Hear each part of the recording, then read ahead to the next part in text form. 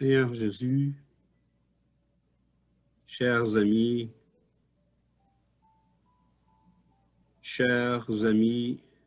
de la patrie spirituelle,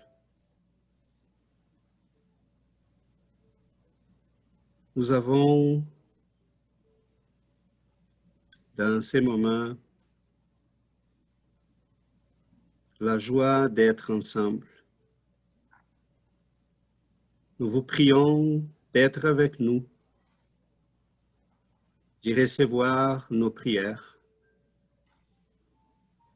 d'y nous embrasser dans l'amour, dans la générosité, d'être avec nous pour les réflexions, pour l'intuition, d'y nous guider dans ces chemins des connaissances, des découvertes. Nos cœurs se réjouissent dans ces rencontres entre deux dimensions. Et nous vous demandons d'ouvrir notre perception à l'amour de Dieu, tant de générosité, tant de soins, de tendresse envers nous. Vous nous avez donné, Père, encore. Vous nous avez donné la famille, une vie, une belle planète. On regarde le ciel, les montagnes, les fleurs, la nature. Un simple fruit. Et on s'est dit, mon Dieu, tant d'amour envers nous. Aidez-nous à les mériter. Aidez-nous, Seigneur, d'être à l'auteur de ton amour, de ta générosité. Nous prions, Seigneur, pour tous nos frères et sœurs qui, à ces moments-ci, traversent des difficultés. Pour notre amie Marika, pour tous nos amis qui ne sont pas là aujourd'hui, pour tous ceux et celles qui, dans ces moments difficiles, ont perdu ces êtres chers. Nous vous demandons de les aider, qu'ils puissent recevoir de ton amour la bénédiction, tout ce qu'ils ont besoin pour être en paix et se faire guérir. Nous vous remercions de ces moments d'amour, de prière, de réflexion. Soyez avec nous aujourd'hui et pour toujours. Merci, Seigneur.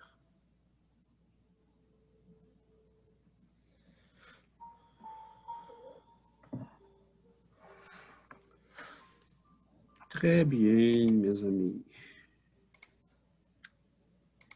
Aujourd'hui, on va réfléchir sur la réincarnation. Je pourrais diminuer un petit peu ici, peut-être.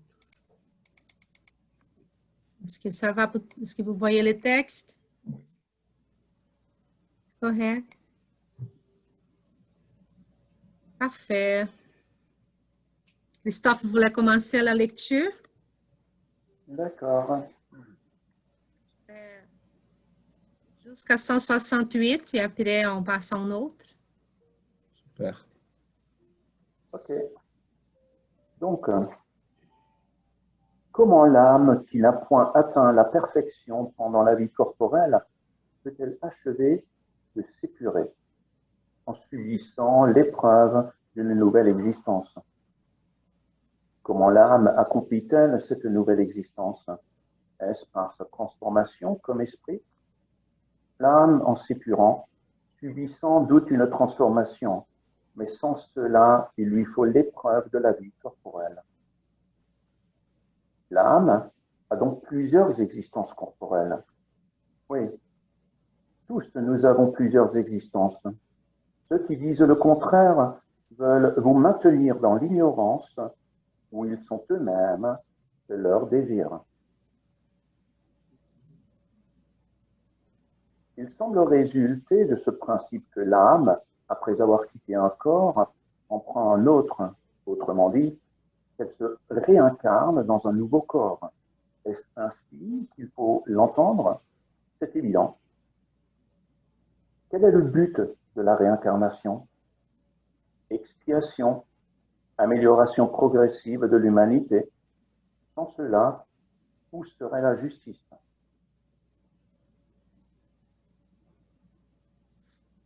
Le nombre des existences corporelles est-il limité ou bien l'esprit s'y réincarne-t-il à perpétuité? À chaque existence nouvelle, l'esprit fait un pas dans la voie du progrès. Quand il s'est dépouillé de toutes ses impuretés, il n'a plus besoin des épreuves de la vie corporelle. Le nombre des incarnations est-il le même pour tous les esprits? Non. Celui qui avance vite s'épargne des épreuves. Toutefois, ces incarnations successives sont toujours très nombreuses, car le progrès est presque infini. Que devient l'esprit après sa dernière incarnation? Esprit bien heureux, il est pur esprit. Adriana, est-ce que tu pourrais lire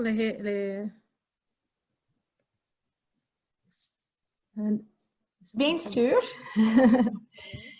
Justice de la réincarnation. Sur quoi est fondé le dogme de la réincarnation? Sur la justice de Dieu et la révélation, car nous vous le répétons sans cesse. Un bon père laisse toujours à ses enfants une porte ouverte au repentir. La raison ne te dit-elle pas qu'il serait injuste de priver sans retour du bonheur éternel tous ceux de qui il n'a pas dépendu de s'améliorer? Est-ce que tous les hommes ne sont pas les enfants de Dieu? Ce n'est pas que parmi les hommes égoïstes qu'on trouve l'iniquité, la haine implacable et les châtiments sans rémission. Tous les esprits tendent à la perfection et Dieu leur en fournit les moyens par les épreuves de la vie corporelle. Mais dans sa justice, il leur réserve d'accomplir dans de nouvelles existences ce qu'ils n'ont pu faire ou achever dans une première épreuve. Il ne serait ni selon l'équité, ni selon la bonté de Dieu de frapper à jamais ceux qui ont pu rencontrer des obstacles à leur amélioration en dehors de leur volonté et dans les milieux même où ils se trouvent placés. Si le sort de l'homme était irrévocablement fixé après sa mort, Dieu n'aurait point pesé les actions de tous dans la même balance et ne les aurait point traités avec impartialité. Merci, Adriana.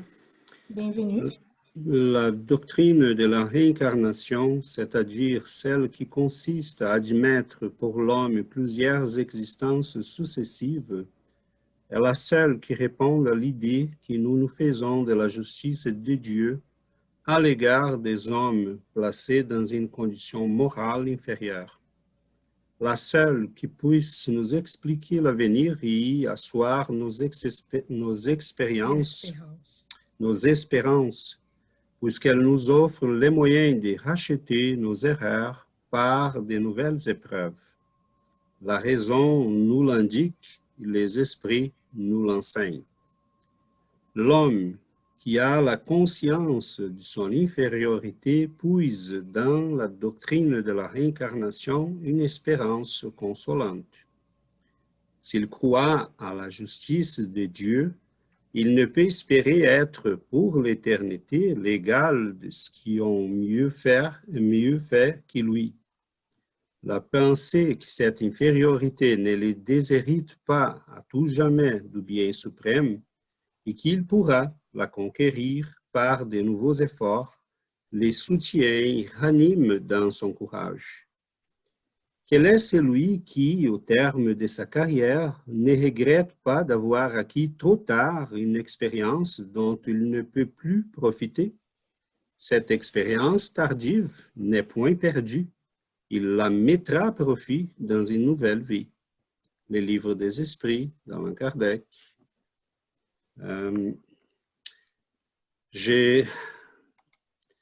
J'adore ces études qu'on fait parce qu'on avance par des couches.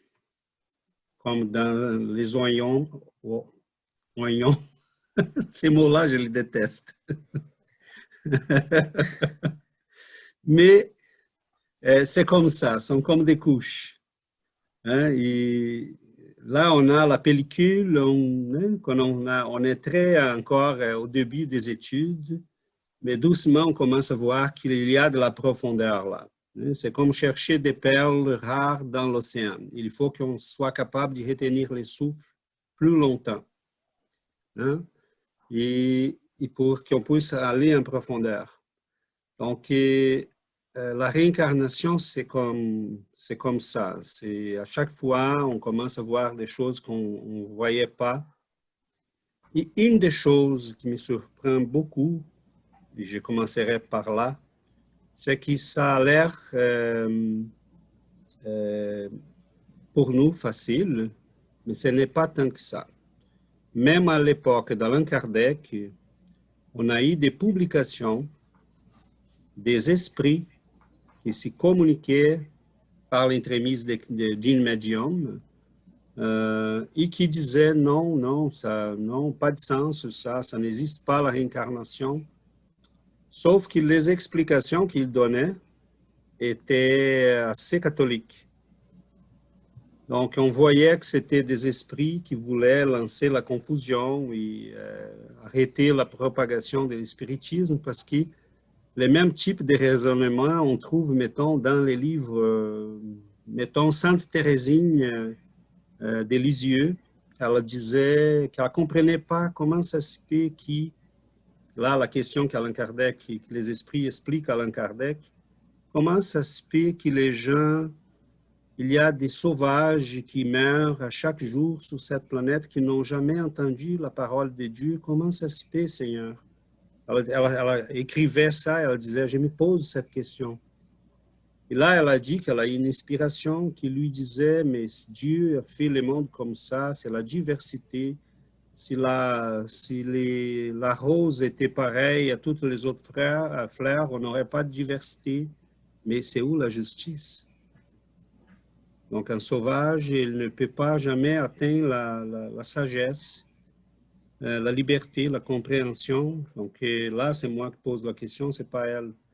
Et ce même argument-là, j'ai trouvé dans une communication d'un esprit qui combattait Allan Kardec en disant non, ça n'a pas de sens, ce livre des esprits-là. Parce que le monde, c'est comme ça, Dieu a fait la diversité. Mais quelle diversité, c'est celle-là qui, il y en a quelques-uns qui sont nés avec toutes les ressources, toute l'intelligence, tous les talents, et d'autres n'ont rien.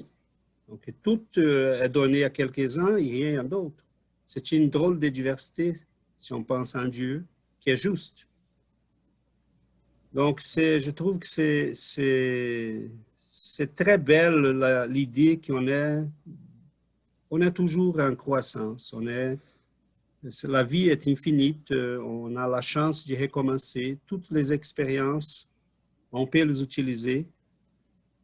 Et c'est beau ça, parce que c'est beaucoup plus juste que dire, bon, Dieu a fait la diversité, il y en a quelques-uns qui ont de l'intelligence, de la sagesse, de l'intelligence, de la moralité, d'autres n'ont rien. Ce sont des pervers mais quelle diversité est celle-là? Donc, c'est sûr que l'idée de la réincarnation, qui pour nous, aujourd'hui, ça semble quelque chose de très naturel. À l'époque d'Allan Kardec, ne l'était pas. En Europe, n'est pas encore quelque chose de facile, de passer. Aux États-Unis, c'est encore pire. même au Canada, tout à fait. Et, parce que c'est quelque chose qui nous sort du contrôle.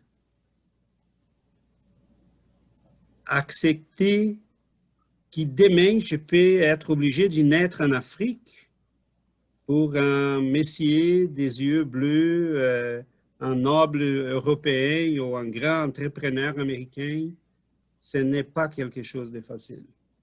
Ça lui sort vraiment de sa zone de confort. Donc, imaginez que demain, on peut être obligé d'être n'importe quoi, n'importe où sur cette planète. C'est quelque chose qui, ça sort un peu de notre...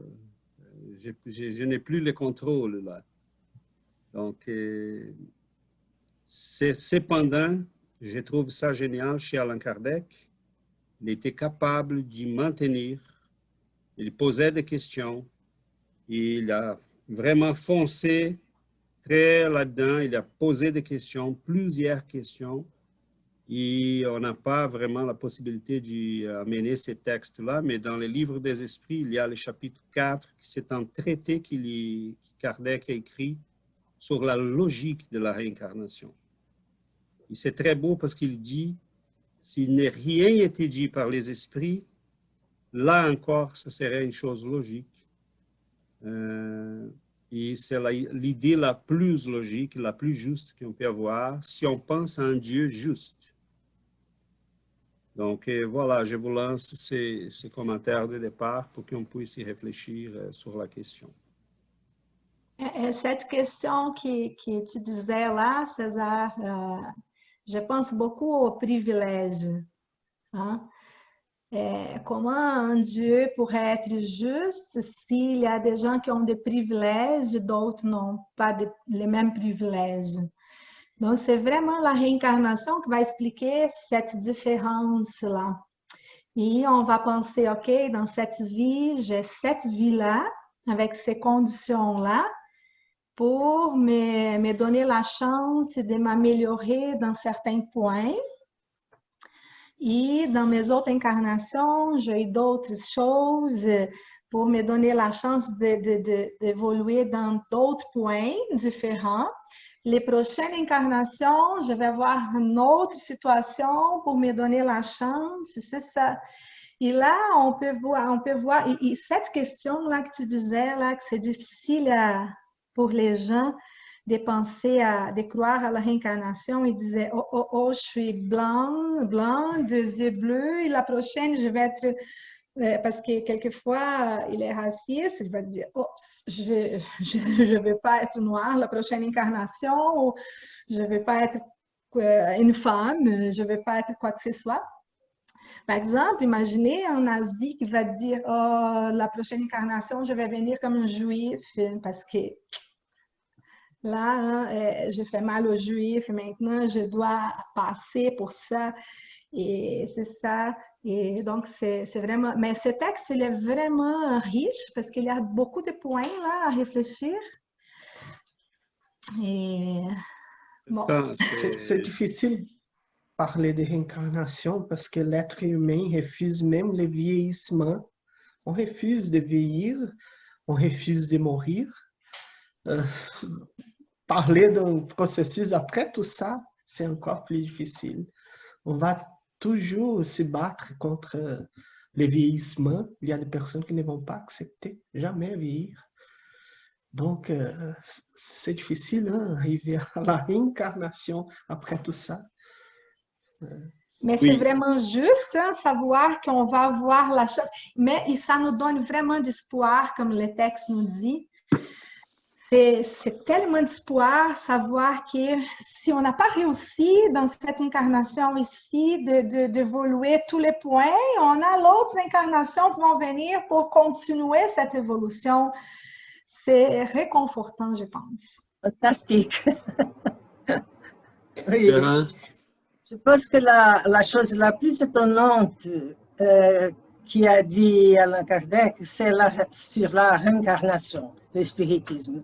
Ici, ça étonne beaucoup tous les gens. Oui. Surtout à l'époque qu'il l'a dit. nous sommes heureux pour savoir ça, pour comprendre un peu sur ça, non? Oui, tout à fait. C'est ça. Je pense que, bon, je passe la parole à Christophe. Je vis qu'il a allumé son micro. Mais Yuri aussi. hein? Yuri aussi. Yuri aussi. Donc, allons-y, Christophe, après Yuri. Ok. Je pense qu'il y a beaucoup d'amour derrière tout cela, aussi beaucoup de justice. Je pense que c'est avec beaucoup d'amour que la création met toutes ces lois en place.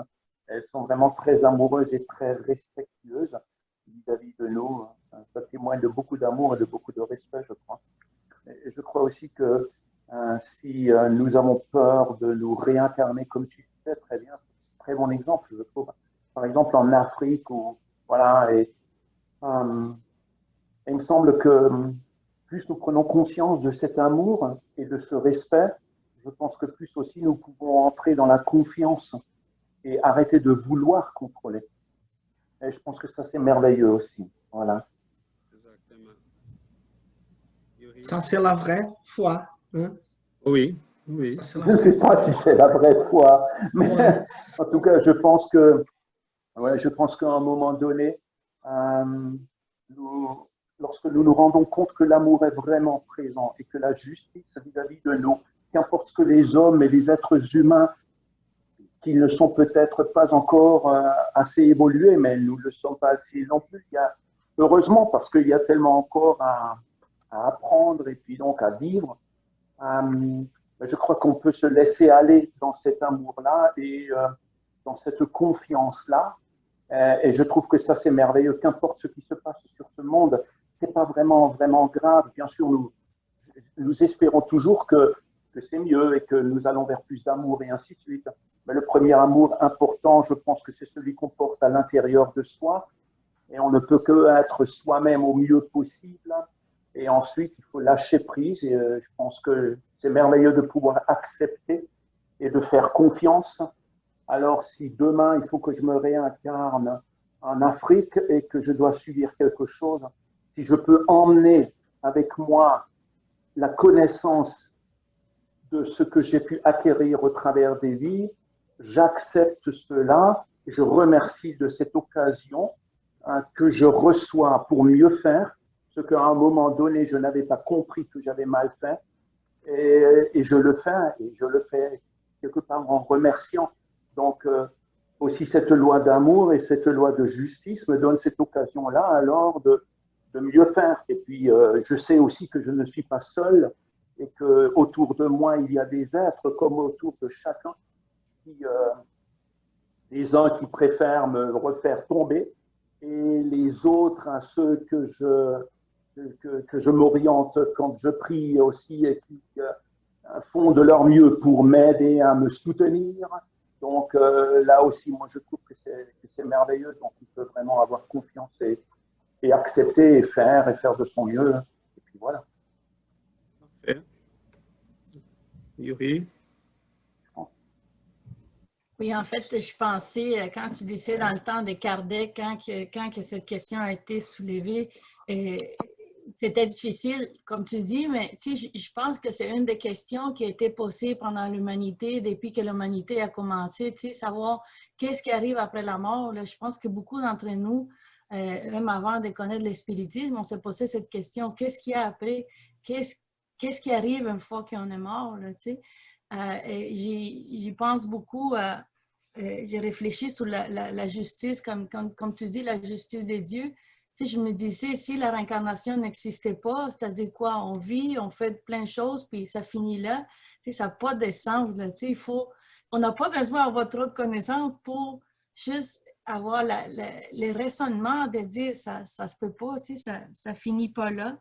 Et je pense aussi que comme pour l'âme, comment c'est très normal, cette mort du corps physique, que la transition, pour l'âme, c'est quelque chose de normal, mais pour nous, notre mental, ça n'existe pas,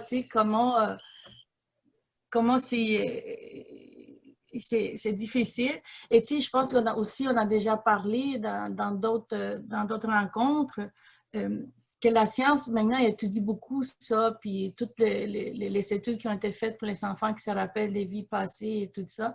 Donc, on a maintenant beaucoup d'informations pour vraiment croire, oui, ça existe. Hein? Et aussi, je pense également, j'aime ça penser à l'image de la chenille avec les papillons, tu sais, comme la transformation. Donc, la réincarnation, c'est ça, c'est la transformation.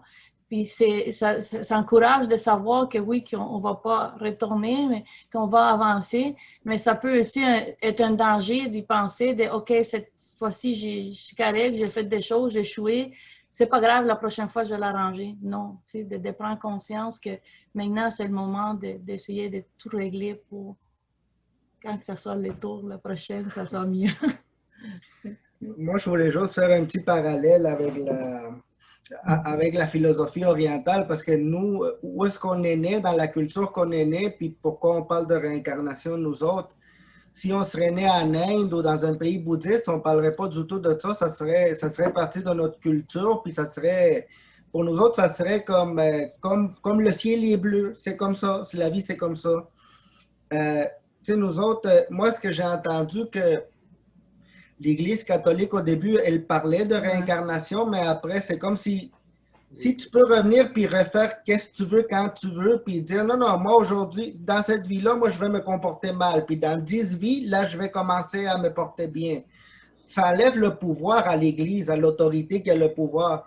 Fait que c'est pour ça que les autres ils disent non, non, non, non, non, c'est cette vie-là. Si dans celle-là, tu n'es pas bien, tu vas aller à l'enfer. Tu n'as pas beaucoup de vie pour faire quand tu veux. Non, non, non, c'est maintenant.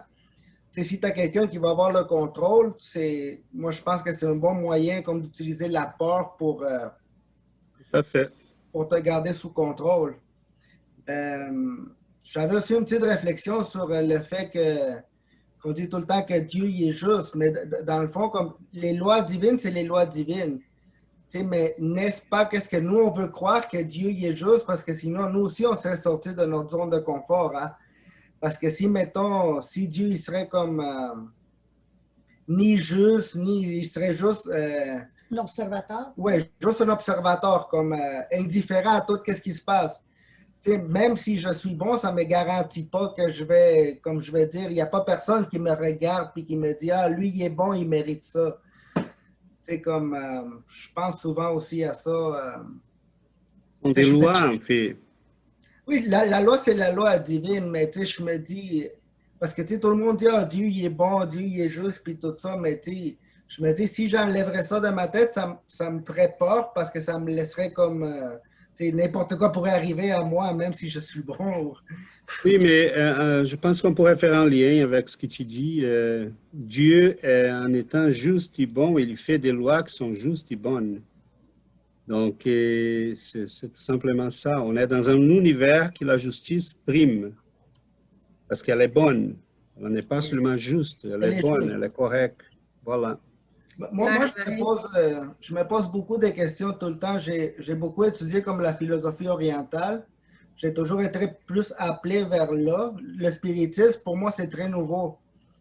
Mais le spiritisme est très présent dans ma famille. Moi, mon père, mes grands-parents, c'est tous des médiums. Ils ont tout le temps fait ça. Mais pour moi, c'est comme très nouveau maintenant. On dirait que je suis fait un grand tour pour retourner là. Oui, mais tu vois, si tu as étudié la philosophie orientale, tu vas être... pour toi, c'est quelque chose qui ça va venir très facilement parce que... Oui, c'est très semblable. Oui, sauf quelques petits détails qu'on peut comprendre aussi facilement, comme la métampsychose, qui c'était l'incarnation dans une forme animale, qui pour le spiritisme, ça n'a pas de sens. Qu'on puisse revenir un jour dans une condition inférieure. Mais ça, on l'y comprend dans la conception égyptienne et indienne, parce qu'en fait, pour eux, venir d'une planète plus avancée sur les nôtres a été comme réincarner dans une condition inférieure. Mais ils se rappelaient de ça. Ça a été dans leur... Ils utilisaient ça aussi pour faire peur aux gens. Comme l'Église, les sacerdotes utilisaient ça pour faire peur. Si tu ne te portes pas bien, tu vas réincarner comme un chien. Ouais. Donc, mais sauf pour ce genre de détails-là, le spiritisme, il dit non, on avance toujours. Mais il faut Ça, penser que pour ça, c'est les bon. Égyptiens, le chat est sacré, hein?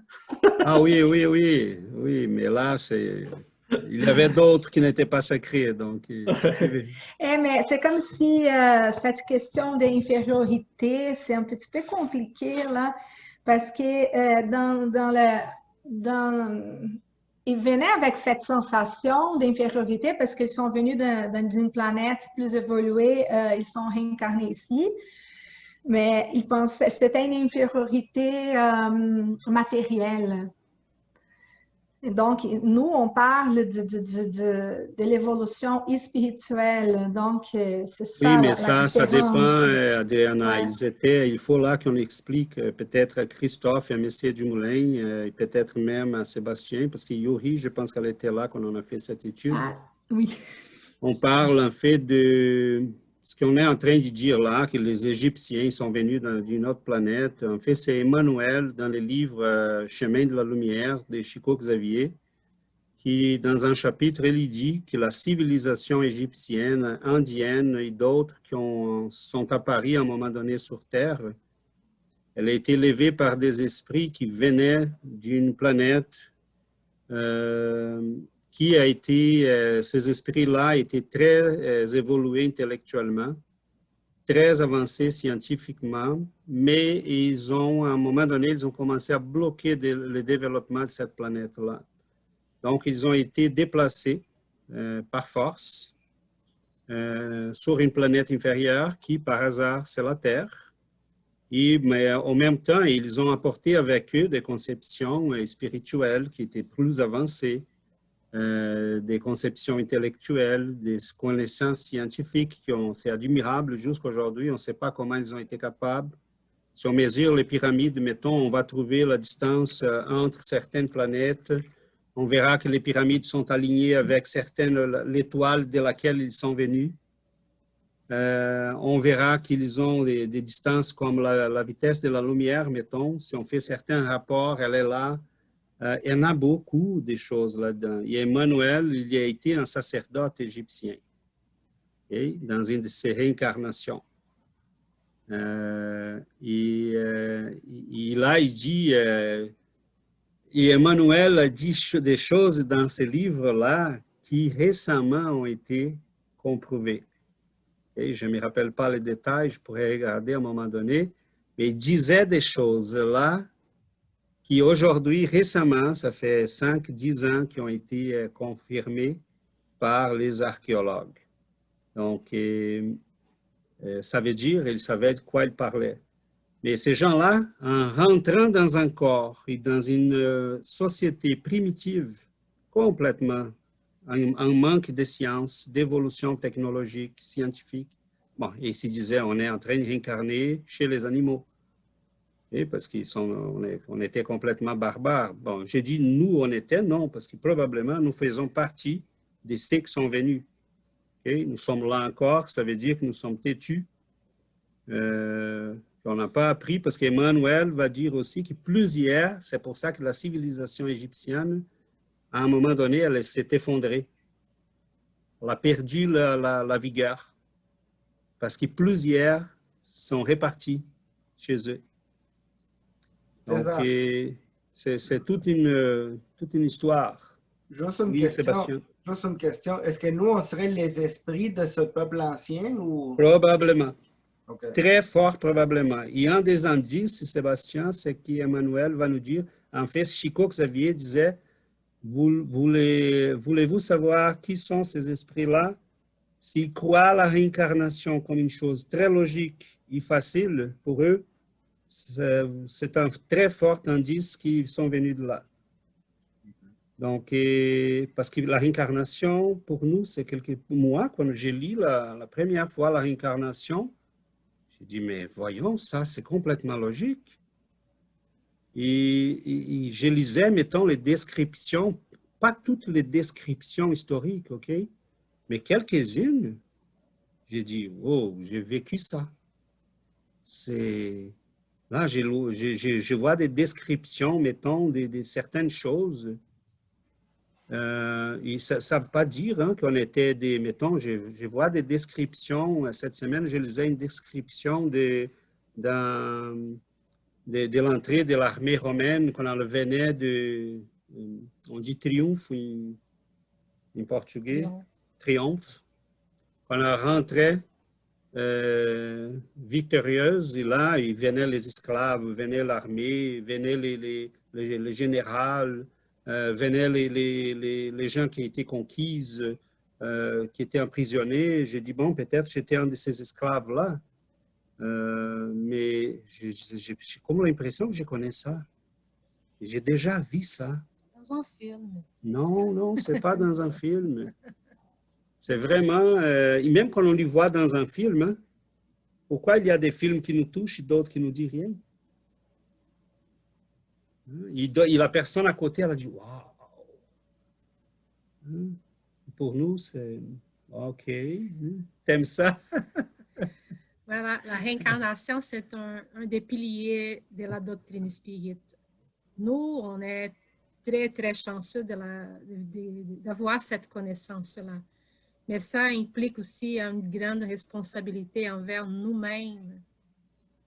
Parce que être ici, avoir cette vie avec toutes les bénédictions que nous avons, comme César disait dans la prière, nous avons une famille, nous avons du travail, nous avons de la santé. Dieu, il nous envoie, il nous donne la vie, mais il nous donne tout ce qu'on a besoin pour la vivre. Donc, nous avons une grande responsabilité envers nous-mêmes, parce que c'est quoi le but de la réincarnation? C'est notre croissance spirituelle, c'est notre évolution. Donc, il faut qu'on profite de cette possibilité-là, d'avoir cette chance-là et d'avoir toutes ces conditions que nous avons pour notre développement. Donc, c'est là qu'il faut qu'on commence à réfléchir. C'est sûr que nous avons déjà eu plusieurs vies auparavant, mais il faut penser aux vies que nous voulons vivre d'ici. C'est notre avenir qui est important maintenant. Qu'est-ce qu'on veut vivre? Qu'est-ce qu'on veut faire? Où on veut être dans notre prochaine vie? Parce que nous, quand on connaît la doctrine spirite, on sait que des fois, dans cette étape-là où nous sommes rendus, on peut choisir les expériences qu'on a besoin. Donc, normalement, on choisit la vie que nous avons. Est-ce que là, il faut... Mais là, on perd la mémoire parce que les corps matériels est tellement pesant et on oublie. On n'a pas la conscience de qu'est-ce qu'on veut faire, qu'est-ce qu'on a besoin de faire pour grandir. Donc, il faut... C'est comme on avait étudié la semaine passée sur la prière, il faut qu'on ait cette habitude-là de réfléchir à nous-mêmes, de voir quels sont nos besoins. Il faut avoir une autoconnaissance pour qu'on profite de cette incarnation-là. Si on ne profite pas, on va revenir, mais dans quelles conditions on va revenir? Donc, c'est nos attitudes ici, sont nos actions maintenant qui vont donner vont nous guider, vont donner les directives pour les prochaines vies. Donc, c'est ça que je trouve, il n'y a pas de sens de penser qu'on vit ici et après on n'a plus rien, mais dès qu'on a cette conscience-là, il faut travailler, il faut développer notre conscience, développer notre esprit. C'est notre développement spirituel qui est le plus important et qu'il faut qu'on priorise dans cette incarnation. Je pense que c'est le plus grand privilège qu'on a dans cette incarnation. C'est vraiment cette connaissance-là, hein, Giovanna? Oui. C'est vraiment cette connaissance-là de savoir qu'il y a la réincarnation, de connaître les lois divines, les lois de la nature, les lois qu'Allan Kardec montre là dans toute cette connaissance. C'est vraiment un grand privilège parce que c'est dans nos mains là. Si avec toutes ces informations on va pas évoluer. Oh my God, c'est une perte de temps là énorme. C'est Quand bon on parce disait au que départ, excusez-moi, je veux juste compléter.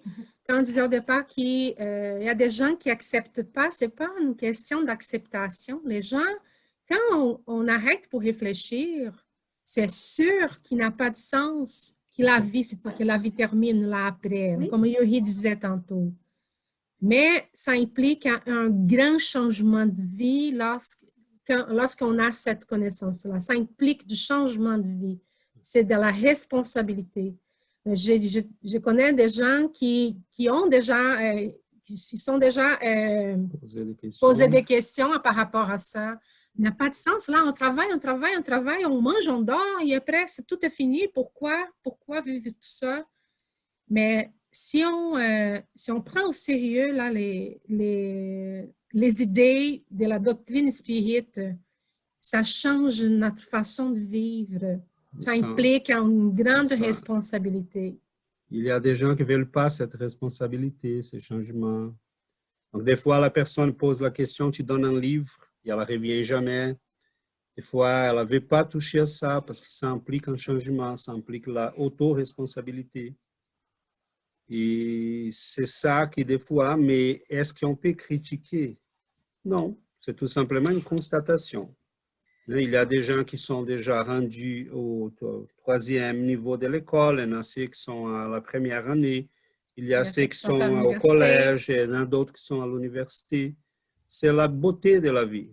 Les gens, il y en a des gens qui sont en mode extérieur, donc ils sont en train de vivre complètement vers l'extérieur. Ils ne sont pas capables de passer 5 minutes avec eux-mêmes.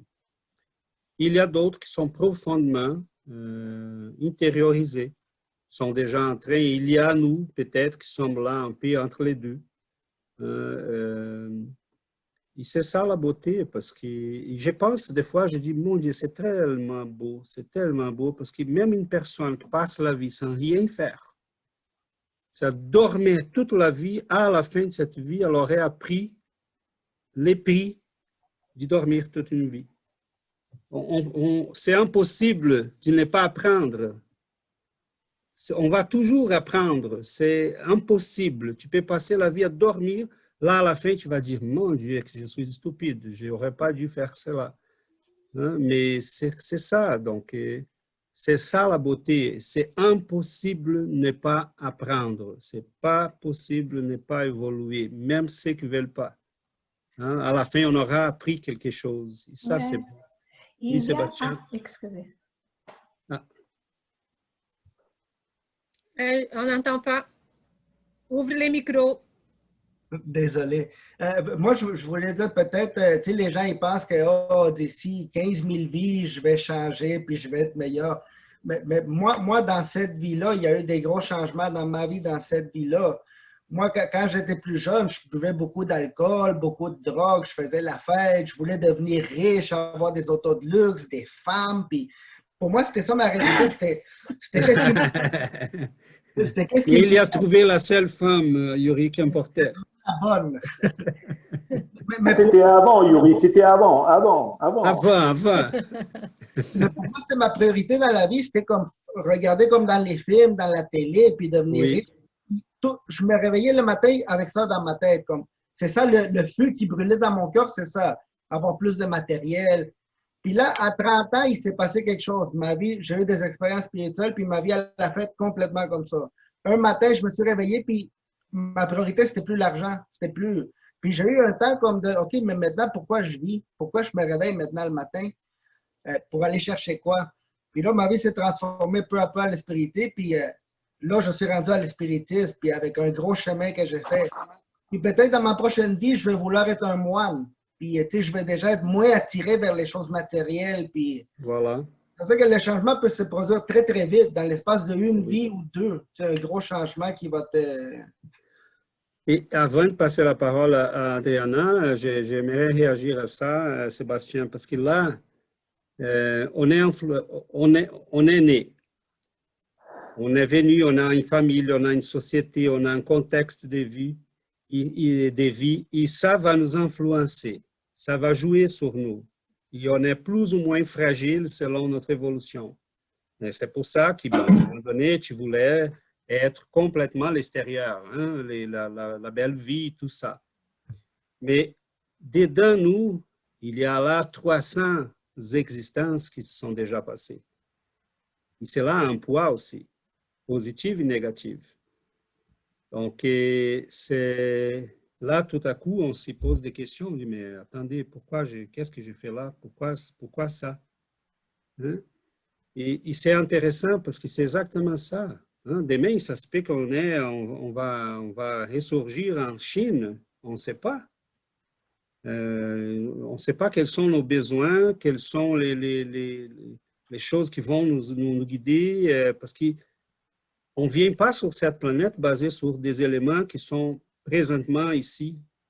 Ce n'est pas cette vie matérielle qui nous guide. On regarde les choses d'en haut. Et on va choisir un contexte de vie qui va nous amener le plus loin possible. Donc, plus on devient mature, plus on commence à être moins attiré vers les choses matérielles, vers le monde, plus on devient plus attiré vers les choses spirituelles. Parce qu'on comprend notre vraie nature. Mais oui, c'est un apprentissage. Oui, parce que comme moi, je suis né dans une famille, puis mes parents ils m'ont éduqué à faire l'argent, à travailler, puis ramasser du matériel. Comme plus de matériel que tu as, plus les autres, ils te voient comme « Wow, t'as réussi! » C'est ça. Fait que, pour moi, maintenant, je suis comme le fou de la famille qui ne m'intéresse pas au matériel, puis que je veux développer ma spiritualité. Comme, quoi, mais pour te dire que tu n'es pas en mauvaise compagnie, on prend même les grands saints, hein? Saint François d'Assise, mais il voulait être un chevalier, il est allé à la guerre, et il voulait les belles femmes, et il voulait fêter avec ses amis. Mais là, tout à coup, il est tombé de cheval. Il a dit, mais voyons, qu'est-ce que j'ai fait là? Hein? C'est pas moi ça, c'est pas ma vraie nature, c'est ça que je veux. Mais c'est ça, à un moment mais ça dit encore beaucoup sur nous. Ça dit que le monde encore a un pouvoir sur nous, qui peut nous influencer, même quelqu'un comme Saint François d'Assise, et que c'était certainement un apôtre de Jésus qui est réincarné probablement, parce qu'on ne voit pas d'homme de cette dimension-là n'importe où sur cette planète. On parle de Tarse aussi, parce qu'avant que Jésus est venu faire l'appel, écoutez, réveille-toi, mais qu'est-ce qu'il était avant? Avant de se réveiller au christianisme, il était un docteur de la loi, il a tué beaucoup de monde. Mais c'était quelqu'un qui avait déjà des choses, mais le monde matériel, il ferme notre conscience, c'est très, très... Il peut nous envoyer très loin. Saint Augustin est quelqu'un qui était un homme intelligent, un avocat, quelqu'un qui était capable de se présenter dans les tribunaux, il gagnait tout ce qu'il voulait, très apprécié dans sa société, très bien payé, très riche, mais là, tout à coup, il y a quelque chose qui lui réveille et ça lui fait changer complètement la vie. Donc, c'est les combats. C'est les combats. On est en train d'y grandir. Mais à chaque fois qu'on revient, on va tester si on a vraiment appris. Ouais, jusqu'au moment que ça soit vraiment automatique. On dit non, pas question, je sais déjà qui je suis, qu'est-ce que je fais là, pourquoi je suis ici. Et là, on voit des âmes on voit un garçon de 12 ans devant les sacerdotes du temple de Jérusalem à dire je suis là pour faire le travail de mon père. Et il avait 12 ans. Et je parle de Jésus. Où étais-tu, mon fils? Mais j'étais à la maison de mon père. Je faisais le travail de mon père. Hein, il avait 12 ans. Donc là, on voit la super conscience qui est réincarnée et qui est capable de s'exprimer. Mais on voit d'autres. Hein? Bouddha disait, je connais mes 60 dernières réincarnations. Chez les Indiens, comme Sébastien disait, c'est la chose la plus normale. Et en fait, nous sommes minoritaires. Parce que si on prend le jaïnisme, l'hindouisme, le zoroastrisme, le shintoïsme, tous les islamismes même, les réincarnationnistes. Si on prend toutes ces religions-là, les chrétiens, nous sommes minoritaires. Ils croient tous à la réincarnation. Mais c'est vrai. C'est quelque chose qui... Mais comme Yuri disait, aujourd'hui, ce n'est pas seulement une croyance. Bon, il y a la science là-dedans. Mais plus que ça, je pense que c'est la logique. Moi, je ne serais pas capable de vivre dans un monde qui... Mais c'est quoi ça? Quel est l'essence de tout ce qu'on fait là? Pourquoi doit-on vivre ces expériences, subir la souffrance, si elle n'a pas un objectif, si je profite rien de ça? Quel est l'objectif de cette vie-là? Même là, à la fin, à toute fin de notre vie, ça se fait que j'ai appris quelque chose que je n'avais jamais compris. Mais là, j'ai dit, mais là, à quel moment je peux en profiter de ça? Donc, dans la prochaine vie. Oui, voilà. Ouais. Donc, je voudrais seulement parler à une chose du texte là qui c'est important aussi. C'est qu'on peut évoluer dans chaque réincarnation, mais là, on évolue aussi dans les mondes spirituels. Après, on meurt, on continue à évoluer là, et après, on vient pour solidifier les apprentissages qu'on a eus aussi dans les mondes spirituels. Mais il y a aussi un détail là. Il y a aussi des esprits que dans les mondes spirituels choisissent de ne pas évoluer. Il y a des esprits qui restent parce qu'on étudie beaucoup là, on a un groupe qu'on étudie beaucoup la médiumnité et on voit vraiment toute cette différence là des esprits désincarnés qui choisissent de rester là comme arrêtés là. Peut-être, Adriana, on pourrait faire un petit ajout. Parce que oui, on apprend quand on est dans les mondes spirituels. Mais comme Giovanna disait, des fois, il y a des esprits qui viennent avec des missions très pointues, très précises, qui sont même capables de garder la mémoire, ces apprentissages-là. C'est très rare, mais disons qu'il y a. On a Swedenborg, Chico Xavier. Il y a des Chico Xavier se rappelait les livres, l'Évangile selon le spiritisme, il les connaissait. Il l'avait dans sa tête quand il avait 5 ans.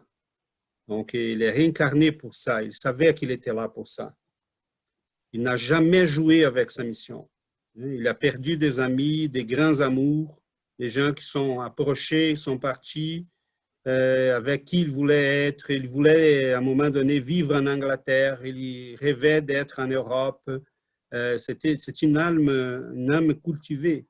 Mais il disait non, mon chemin, c'est celui-là. Je suis venu pour faire ça. Il faut que je ramène tous ces livres-là à l'humanité et après, je m'en vais. C'est là pour dire, Alexandre, seulement pour compléter, la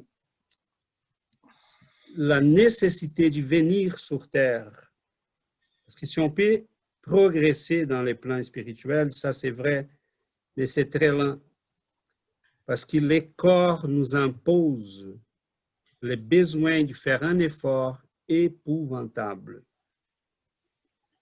Et cet effort-là, chaque incarnation, c'est comme 3 vies dans les plans spirituels, disons comme ça. Parce que le corps est tellement pesant, il nous oblige à développer nos facultés. Penser, ce n'est pas facile en utilisant les neurones.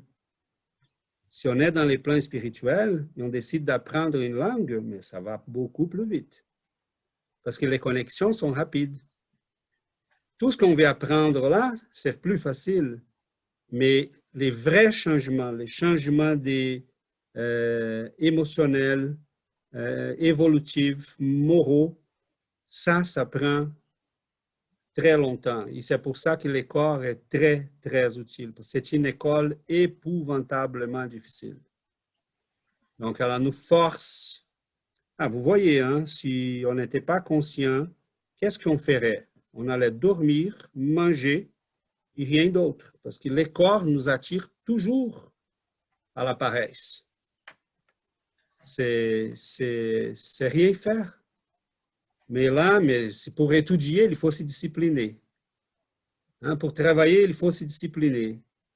Tout ce qu'on veut, il faut de la discipline, il faut de l'effort. Et ça, c'est difficile parce qu'on a un corps qui nous entraîne toujours vers la paresse. Donc, c'est le corps, l'école de la matière qui nous aide vraiment à avancer comme il faut.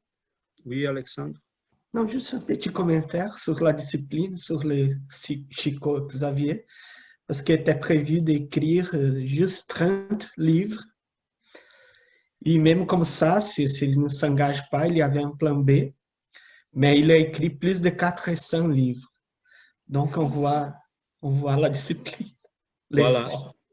On voit quel est l'effet d'une âme qui a compris son rôle, Mais il a été tenté par d'autres choses, hein. Comme je disais, à un moment donné, il était attiré par la possibilité de vivre. À un moment donné, il voulait devenir quelqu'un qui allait s'occuper des lépreux dans un léprosaire brésilien. Là, il allait, parce que là, il avait déjà écrit ses 30 livres. Il a dit, est-ce que je peux faire autre chose?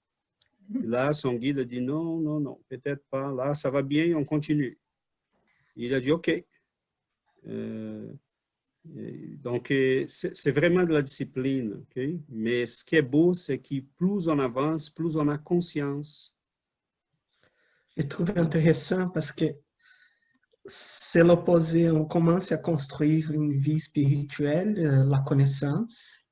Il faut déconstruire tous les dogmes, tous les paradigmes qu'on a pris, les matériels, l'argent, exagérer dans les choses. Oui, on discutait et ça. Ça commence à être difficile. Dans ces moments-là qu'on prend la conscience, on commence à construire, il faut déconstruire. Oui, on discutait ça après notre étude d'hier soir. Alexandre, quand on a fini notre étude, Alexandre dit, c'est compliqué parce qu'on doit déconstruire, on peut dire ça, oui, Christophe? Oui. Déconstruire. Ouais. Toutes les choses qu'on a, comme Sébastien disait, que nos parents nous disent, on travaille. Le succès, c'est avoir de l'argent. Oui, le succès, c'est avoir de l'argent, une bonne maison, une bonne voiture, des succès, tout ça. Et là, on dit, oups, je dois comme briser ça. C'est comme... Tu vois, pour nous, c'est un peu plus délicat parce qu'on ne fait pas ça parce qu'on est devenu un genre de religieux et que les gens disent la matière est mauvaise, la matière est méchante, c'est le diable, c'est pas ça. Hein? On sait qu'on peut avoir de l'argent, on peut être riche, on peut avoir une belle maison. Là, on a compris déjà que c'est l'investissement qu'on fait.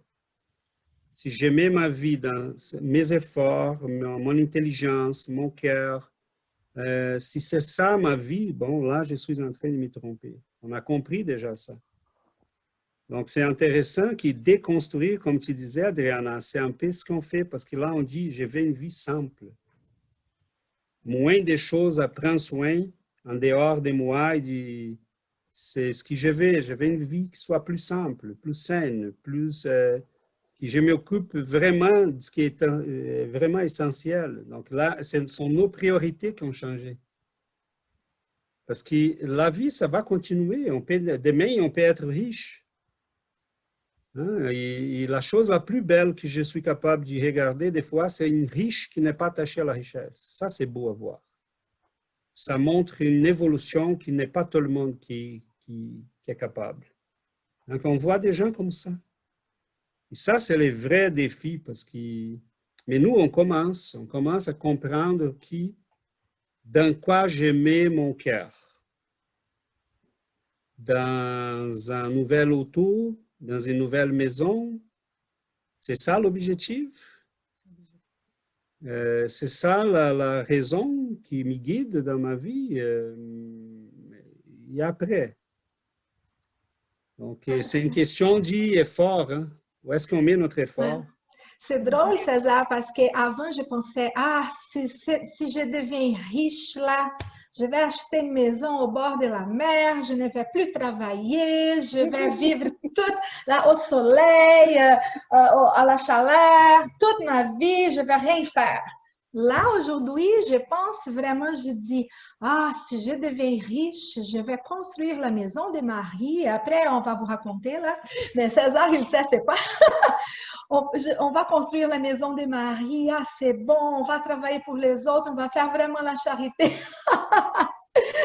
C'est drôle, mais on n'a pas besoin d'être riche pour faire la charité et aider les autres. Non, pas du tout. Mais c'est exactement ça, c'est où est-ce qu'on met, parce que Jésus disait, hein, où tu mets ton cœur, là est ton trésor. Oh, ouais, ce que tu as mis ton trésor, là est ton cœur. Hein? Donc, où est-ce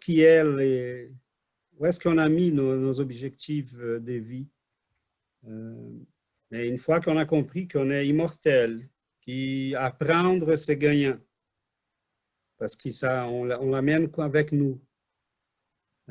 Si discipliner, c'est gagnant, parce qu'une fois qu'on est discipliné, c'est une acquisition spirituelle. Donc, on voit des enfants qui sont disciplinés, naturellement, et d'autres qui ne sont pas disciplinés. Et donc, il y en a quelques-uns qui ont déjà acquis. Ils ont ça en eux. Il y en a quelques-uns qui apprennent les maths plus facilement que d'autres, mais ce n'est pas parce qu'ils sont gâtés. Donc, on voit des gens qui sont nés en Inde, et dans la pauvreté, qui étaient des génies des maths et de physique, mais c'est la condition spirituelle. Il y en a des gens qui sont capables de comprendre tout ce qu'on est en train de parler.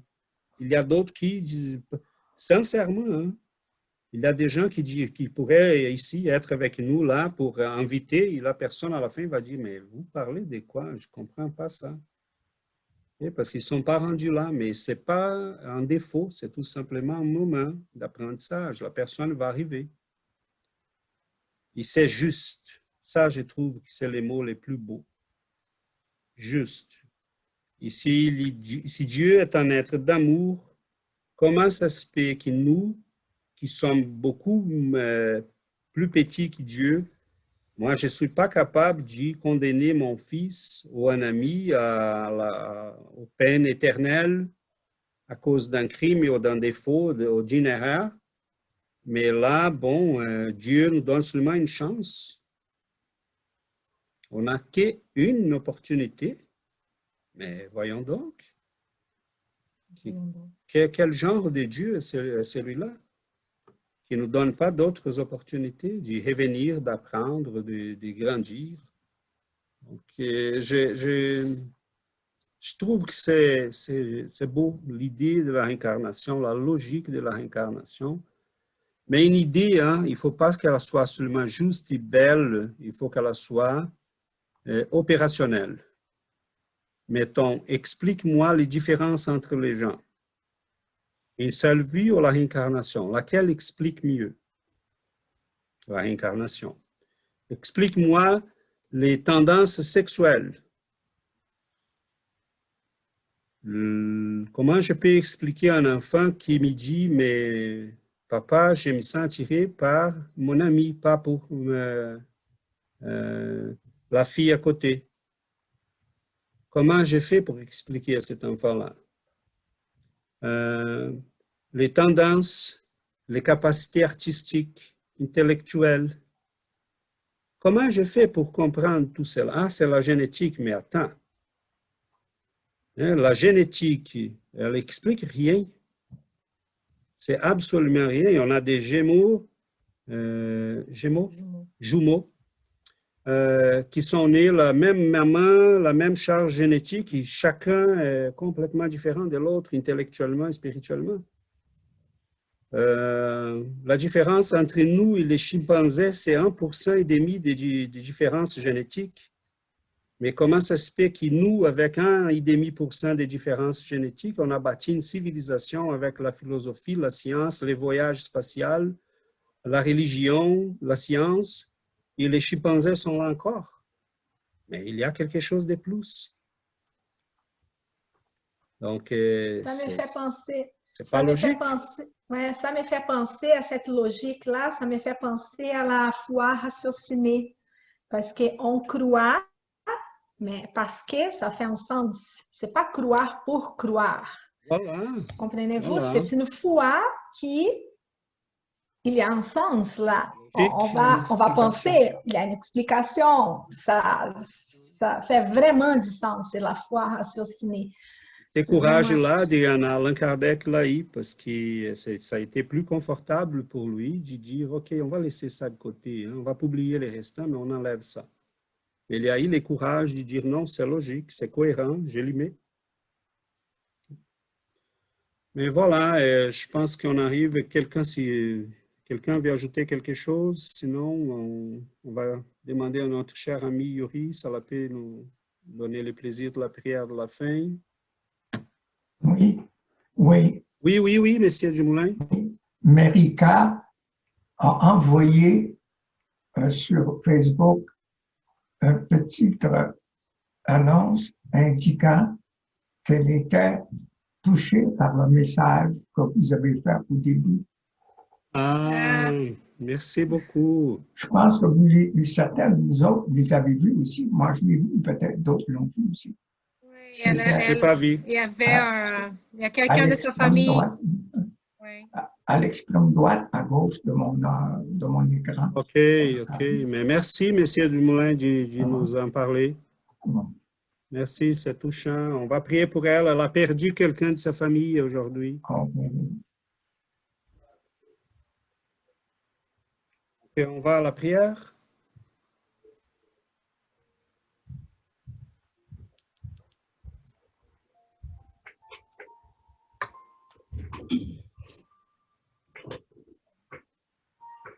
Merci Seigneur pour une nouvelle journée. Merci pour notre santé, c'est de nos proches.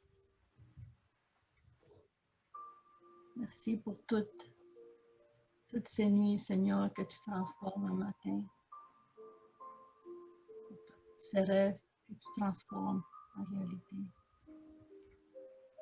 Pour tous ces amis que tu transformes en famille.